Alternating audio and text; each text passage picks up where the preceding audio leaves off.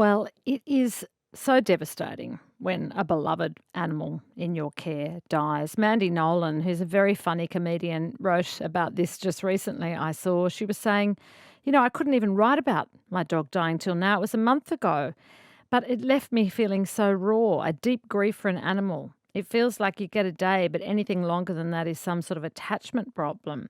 But I can still see the silhouette of him and everything becomes him for a moment, a discarded jacket, a crumpled towel. They are just so large in our life. But what happens when they go? And how we feel about that is just even more devastating when they're not given a good send off. And it is quite incredible what's available to you these days when it comes to saying goodbye to a pet, because you used to just bury them in your back garden. Maybe that's still your preference because then they're sort of there with you. But did you know that now you can have a full-scale funeral for your pet? You can have a hearse. You can have a service, just like a person would have. As they become part of the family, this stuff's really happening. Deanna Nott is from Pet Angel, a pet funeral business on the Gold Coast that's really understanding that this is a thriving new business. Hello, Deanna. Hello, Sarah. How are you? I'm good. How many pet funerals do you do a week? Well, we're looking after about 800 families a month now, Sarah.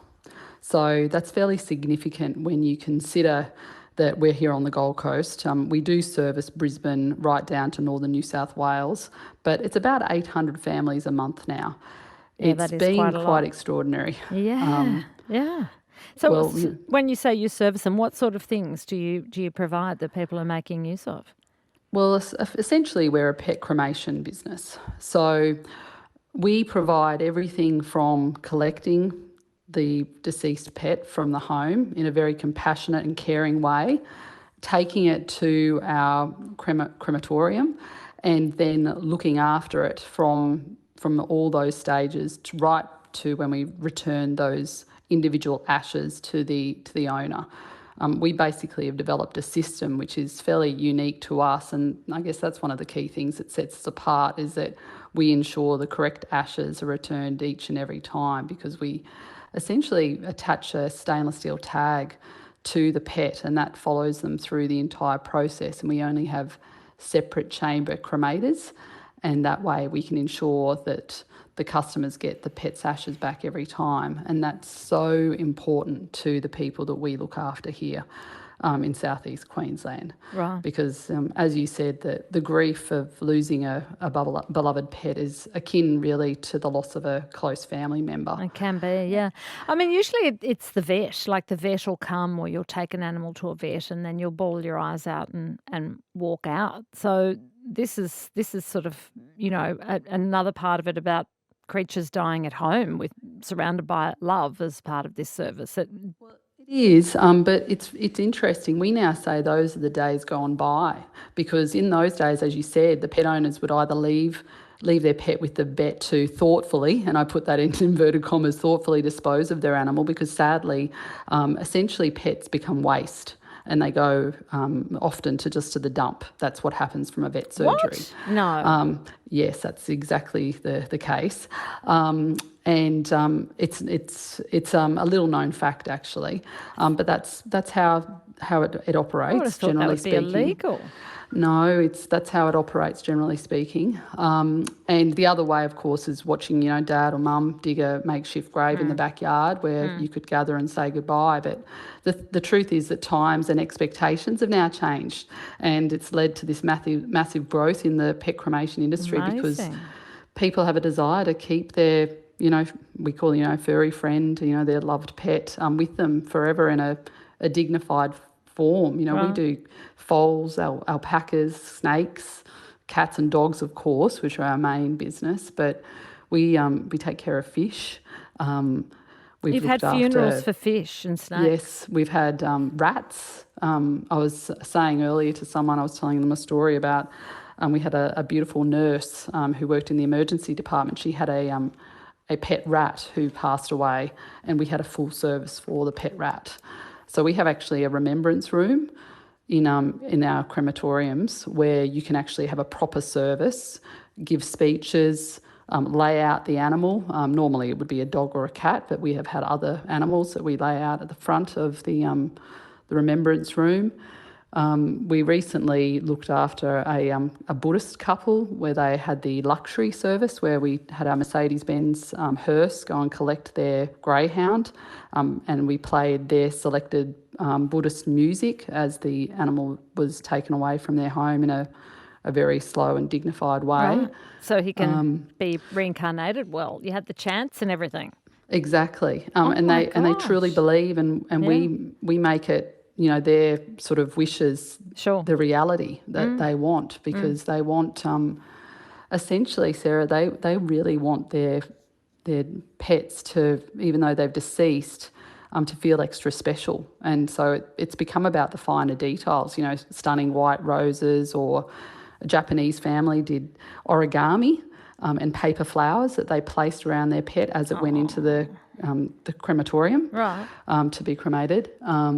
We've had Indian families who have come in and done the most spectacular services. The incense was quite beautiful and overpowering. Yes.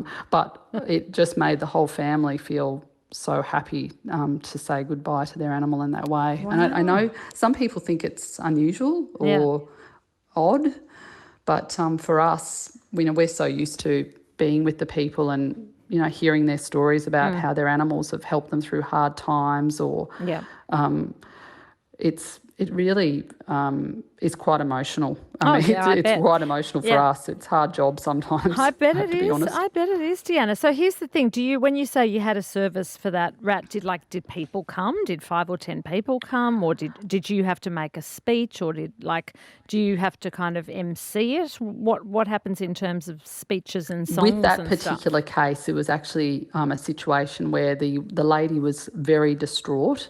She'd gone through significant personal challenges, and our entire team, I think we had 7 people who were there to comfort her as she saw her rat go into the cremator.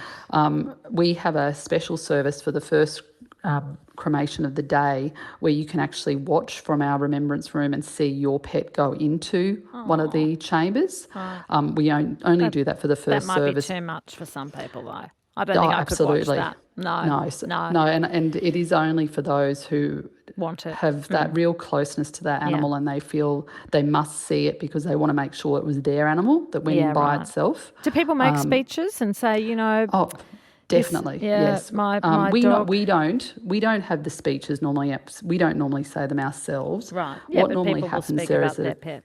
that's right, a child. We recently had a family come in. They'd lost their dog, and the 2 girls were in primary school, and they stood up at the lectern and spoke beautifully about their dog and the things that they'd done. They'd gone to the beach on the Gold Coast and run around every weekend for as long as they could remember. They must have been only in, year 4 and 5. Yeah. It was so sweet, but you could see it made the parents really happy. Yeah. And, I hopefully we'll go and get another dog. Yeah, I remember watching my kids go to the funeral of a guinea pig next door, and they stood in a circle and scattered flowers, and they all spoke about the guinea pig and what they thought about the guinea pig. And I thought, this is actually quite beautiful. It was a really lovely thing. Here's a strange text, Deanne. Deanna Nott's with me from Pet Angel.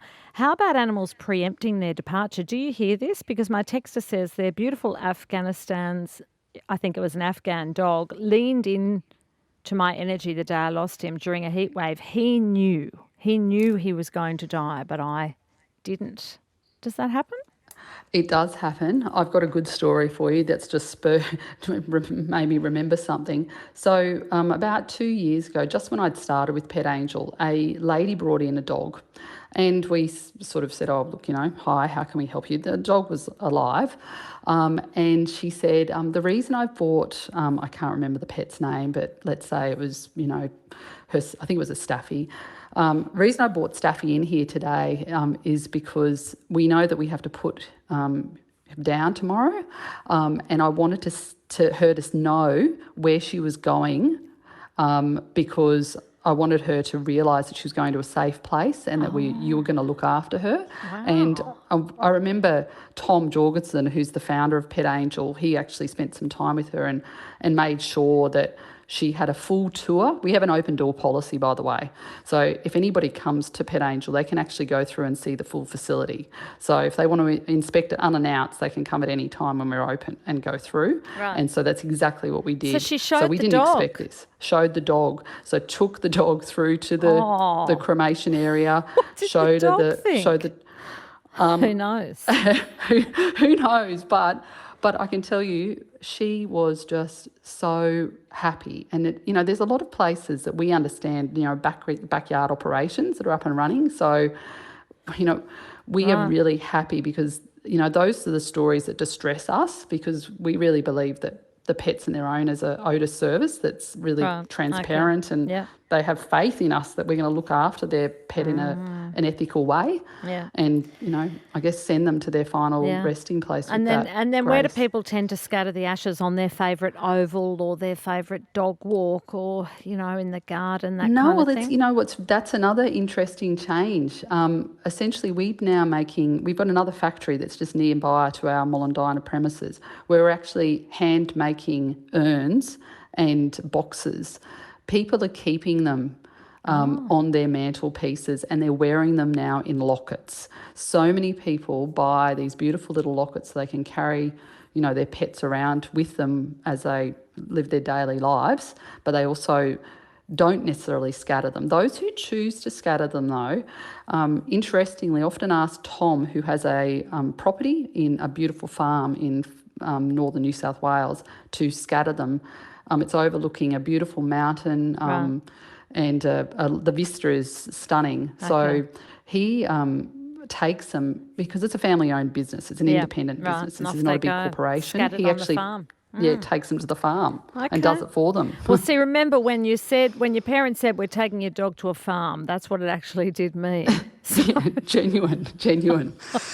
No. Wow. And when our dog died, I did find myself saying that to the children. I can't believe. And now you wouldn't be lying. But I think honesty is the best thing. That's amazing. A locket around your neck of your dog's ashes. Wow. That's the love people have for their pets. Thanks for your time tonight, Deanna. No, thank you for having me. Deanna Nott is from Pet Angel. Would you wear a locket? That's extraordinary, isn't it? Around your neck so you could be near your animal for the rest of your days.